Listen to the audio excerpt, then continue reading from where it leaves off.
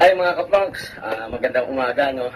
So medyo yung panahon natin ngayon uso po talaga yung sipon, ubo at kung ano-ano pang may mga sakit no.